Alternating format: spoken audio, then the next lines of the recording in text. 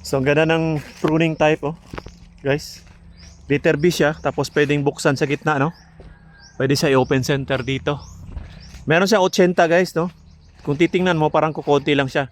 So kaya niya magbunga ng 100 to 150 itong puno na to. Basta nakaporma na puno, nakaganyan, naka letter B, wine glass, ano bang tawag dyan, no?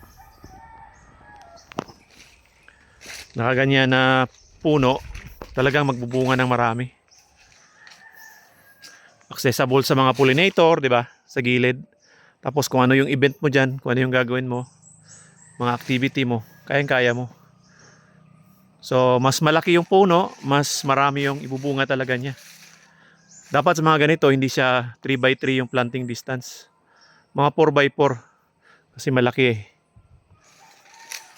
Malaki yung sakop niya. Yan, oh.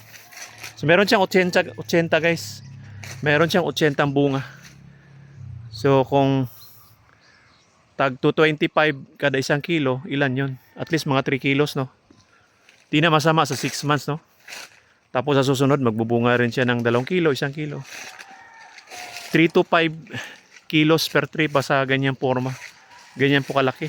Yan, oh. Tapos ang gagawin mo, pataba ka lang ng pataba dito. Mga organic.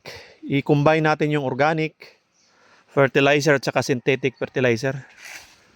Tapos magpo-foliar din tayo dito sa taas, sa pangdahon. 'Di ba? Tapos pambunga, pwede balutin, pwede esprehan. Yan po ang activity natin sa ating farm, no? At least maganda na yung forma ng kakao, mayroon ka ng kakao. So pabunga ka na lang, no? Pataba ka na lang ng pataba sa lupa. Alright?